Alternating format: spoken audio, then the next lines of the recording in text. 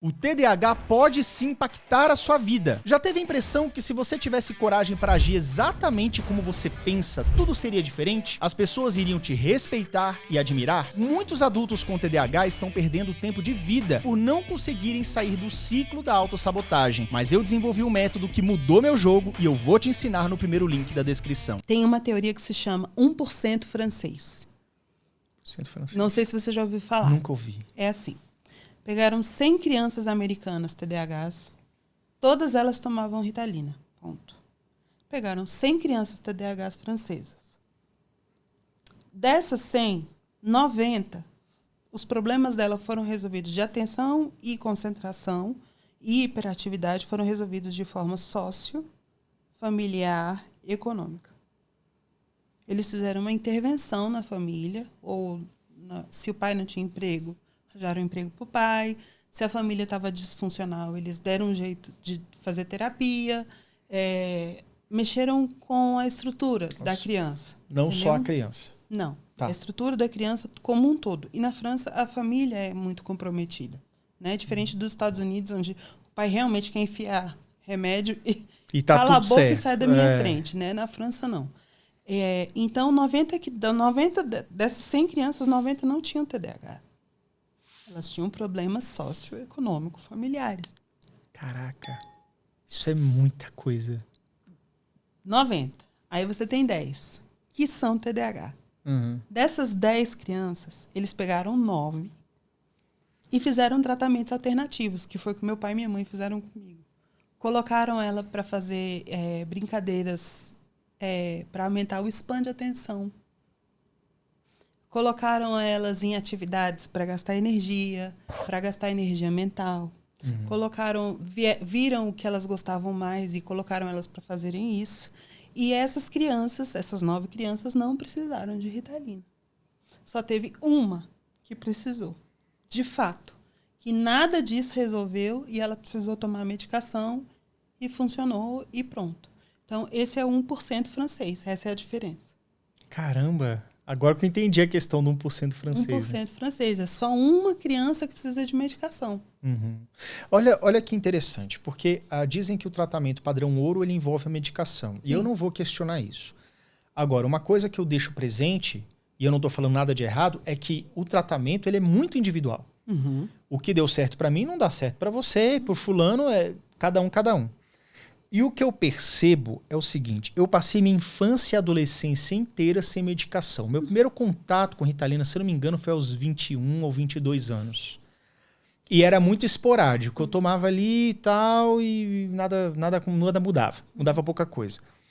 Agora, atualmente, principalmente nos últimos 5 anos, eu fiz tratamentos contínuos com a Ritalina, com metilfenidato. Uhum. E o impressionante é que, assim, eu tive ganhos, ok, eu estava numa fase que eu precisava dar o gás e tudo mais, só que eu acho que isso meio que, como é que eu posso dizer, cobrou um preço. Tem um preço. Porque o que eu senti, e aí, cara, licença poética, eu não sou médico, não sou nada, tô falando o que eu senti foi que hoje, eu não tô tomando mais, já tem alguns meses, mas se eu tomasse hoje a Ritalina, ela não teria mais o efeito que dava no começo, e não apenas isso, hoje eu sinto uma dor terrível, no sentido figurado, para começar a fazer uma atividade. Parece que hoje, mesmo não medicado, eu demoro mais para conseguir ativar a minha responsabilidade nesse sentido do que antigamente. É como se fosse assim, beleza, para começar, eu precisaria estar tomando o medicamento de forma constante. Essa como é que a gente fala? Dependência física ou psíquica. Está escrito na tarja preta. Não é uma questão do tipo assim, abstinência do tipo, ai, minha droga, não. A gente não tem isso. A gente tem a dependência psíquica. Uhum. E não só isso. De fato, se você pensar que tem uma medicação, existe uma medicação que está fazendo você conseguir se concentrar melhor. Está trabalhando ali no seu cérebro. Não precisa ser muito esperto e nem entender de neurologia para saber que o seu cérebro não está fazendo o trabalho. Quem está fazendo o trabalho é a medicação. Se o seu cérebro não está fazendo esse trabalho e é a medicação que está fazendo, tudo que não é usado, a musculatura que você não usa, definha. Que você não está Estimulando permanentemente, treinando. Se você não está estimulando a parte de responsabilidade, de começar, de filtrar as informações, de concentração, né, e atenção, ela está definhando. Tem um remédio ali que está definhando. Eu tomo desde os 25 e nunca parei. Certo. Quando eu paro para poder descansar, eu sinto a mesma coisa que você. Só que no meu caso, até por ter 2 filhos, uma TDAH e um autista, eu preciso. E aí é aquela coisa de toda bula de remédio, até de pirona, AS, vai dizer, causa, como é que elas falam? Causa efeito colateral. Não faz bem. Mas se o benefício superar o malefício, é prescrito, você toma. Indicado. Você toma. Então, no meu caso, o benefício supera o malefício. Eu entendo perfeitamente isso que você falou. A gente tem uma dificuldade enorme para voltar a ser quem a gente era antes da Ritalina. Cara, você falou a frase que eu queria falar. É como se fosse assim, eu tomei durante alguns anos. Isso. Principalmente na pandemia, porque eu precisava produzir muito. Eu sofri muito na pandemia. Todo mundo sofreu, né? Mas enfim, eu precisava produzir. Aí hoje, já há alguns meses fora da medicação, eu falei assim, cara, mas era mais fácil. Eu já fui mais... Mesmo ser medicado, já foi mais fácil para mim fazer tal coisa. E parece que não... É um motor que tá meio velho. Você tá entendendo? Tipo... Tô. Aí aquela vontadezinha de coçar assim, cara, acho que eu vou atrás de uma Ritalina, vou voltar no médico, tudo. Aí eu evito, entendeu? Mas assim, até pouco tempo atrás eu tinha uma caixa de Ritalina que demorou meses pra acabar. Mas sabe, uma vez por semana, uma vez a cada 2 semanas, assim, cara, não tá rodando, não tá rolando. Aí eu vou e tomo uma, sinto aquele gás, mas depois não dura muito tempo. E no dia seguinte eu falei assim, porra, cadê a energia que eu tinha ontem? Você cria resistência. É uma espécie de resistência. Você cria resistência. Como todos os remédios, como todas as medicações, né? Se você toma muito tempo, você cria resistência. Eu tomei todos os tipos de remédio exatamente procurando não ter não criar resistência. De vez em quando eu peço para trocar por Venvance, porque é outra forma. Isso, é porque nesses últimos 10 anos você tá com psicoestimulante, mas tá trocando, meio que trocando. Tentando, né? Quando tem dinheiro. Porque Venvance, Ave Maria, gente. Isso, eu vou na minha psiquiatra e peço para ela passar Venvance. Funciona igual? Não.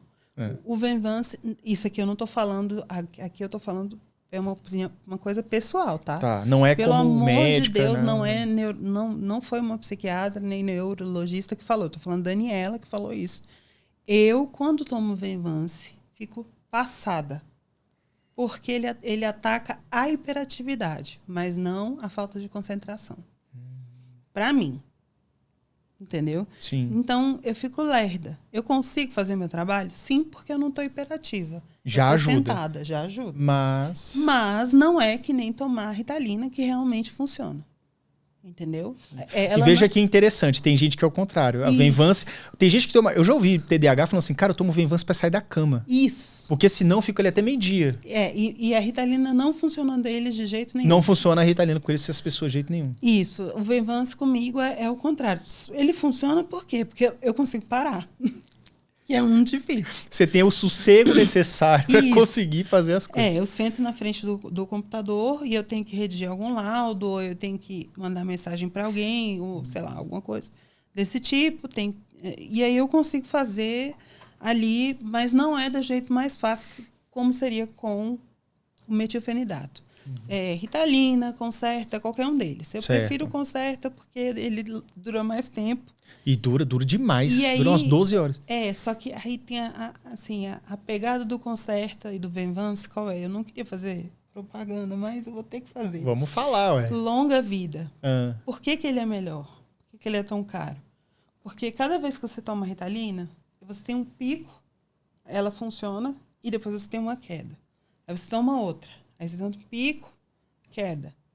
Seu cérebro passa o dia inteiro assim, ó, subindo e descendo, subindo e descendo. Isso causa um cansaço psíquico. Quando você toma Concerta, você passa o dia inteiro, 8 horas, concentrado. Estabilizado, digamos. Isso, então você não tem esse sobe e desce. Você não tem esse cansaço psíquico. Por outro lado, de qualquer forma, seja Ritalina, seja Concerta, seja Venvanse, seja qualquer remédio que você tome para hiperatividade e déficit de atenção, concentração, vai usar toda a energia que você tem. E você vai render 10 vezes mais que uma pessoa normal. Se você rende 10 vezes mais que uma pessoa normal, como é que você termina o dia? 10 vezes mais cansado. 10 vezes mais cansado. Você entra em shutdown. Essa exaustão pós-medicamento, eu sei o que você está falando. O TDAH não cansa. O TDAH que toma Ritalina, ele entra em shutdown. Shutdown, velho. É No final do tela dia não azul. rola nada. Você nem conversa, mas Não. nem sai daqui. Você consegue beber água, tomar alguma coisa para dormir e é isso. Não dá para esperar muito. Não espere muito de um TDAH à noite, no final do dia. A menos que ele tome outra Ritalina e comece de novo, como se ele estivesse começando o dia de novo. Né? Isso. Mas de forma geral, no final do dia, o TDAH está infinitamente mais cansado do que a pessoa normal.